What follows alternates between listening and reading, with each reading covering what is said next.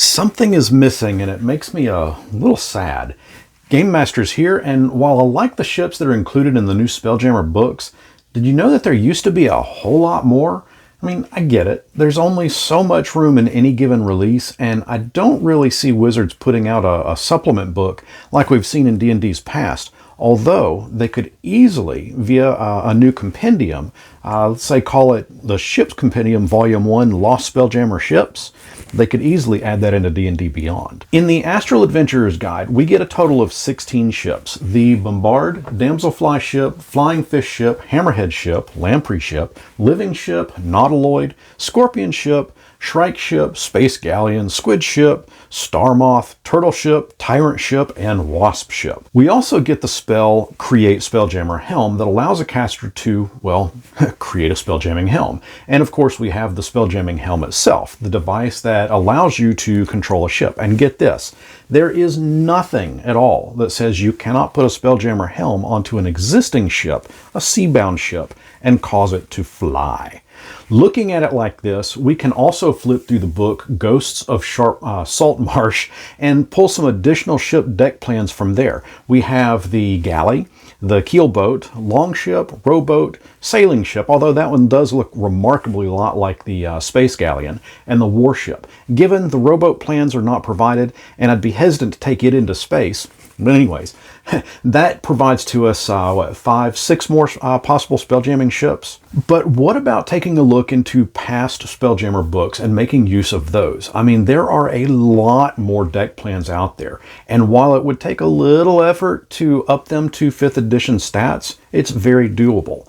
Our Ship Compendium Volume 1 Lost Spelljammer Ships could include the Mammoth Ship. This would primarily be used by ogres, humans, and mind flayers. The Angel Ship looks like a large double-bladed axe head, primarily used by kobolds. The Battle Barge, mostly used by humans. The Bloatfly Ship, kind of a big, fat, bulby ship, mainly used by lizard folk as an egg incubator. Cargo Barge, used by humans, dwarves, and mind flayers, kind of looks like a large cargo sea vessel. The Eel Ship, similar to the Lamprey Ship found in the Astral Adventurer's Guide. This was possibly built by an insectoid race. The Death Glory, used by gnomes and loaded with weaponry, these ships were designed for war. The Pyramid Ship is, well, a flying pyramid, and is used mainly by undead humans.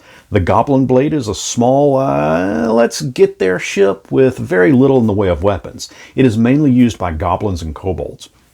The Porcupine Ship was among the first that goblins created. It's round and covered in spikes. The Skeleton Ship is mainly used by undead and looks like, well, the skeleton of some ocean-dwelling whale.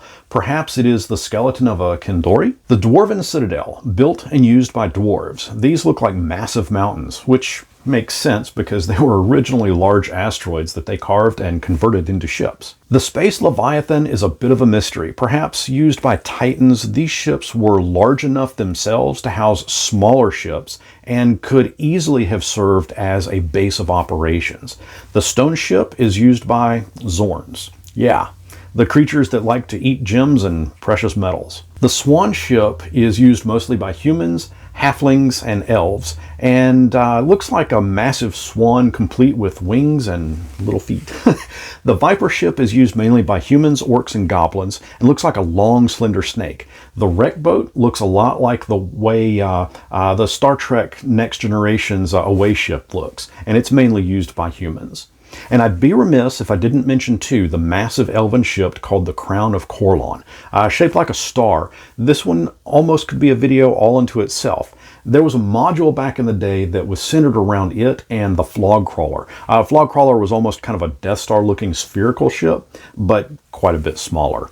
And there is the Spelljammer. Yeah, there was a ship once called Spelljammer, actually called that. And it looks like a massive mantis. And the Unity Ship of there is the Battle Dolphin, looking less like a dolphin and more like a whale diving. This one was mainly used by humans. The Cuttle Ship appears a lot like a cuttlefish and is used mainly by humans and mind flayers. The Illithid Dreadnought was built and used by mind flayers and is deadly, looking very similar to the Nautiloid, only much, much larger. The octopus ship is used by humans and mind flayers. Quentin's Libraria, a named ship, was created to seek out the Spelljammer ship itself. The gnomish whelk, used by illusionist gnomes, looks a lot like a giant conch shell. There is the leech and urchin ship, both mainly used by Neogi, and the whale ship, massive in size, used mainly by humans. That's, how many ships is that? What, gotta be close to 50 or so? And like I said, I know that they only have so much space in the books, and while I'd love to see a compendium of lost ships, and yeah, we actually had a module of sorts back in the day called Lost Ships, where most of the ones in this video have come from, and I'm sure someone will be converting these into 5th edition at some point. Keep in mind too, there are more ships from the past. These are just the ones that I could find in the book that I have. I know, I could have listed more, but I just don't have all the books. Regardless, the older Spelljammer books are found on DM's Guild, and it would be super easy to include any of these into your 5th edition Spelljammer game with little effort to converting. Shucks, there is nothing at all from stopping you from creating your own ships too. Want the Millennium Falcon to appear in Spelljammer? Why not? Craft one up. Want to see a ship created by and mainly used by Dragonborn?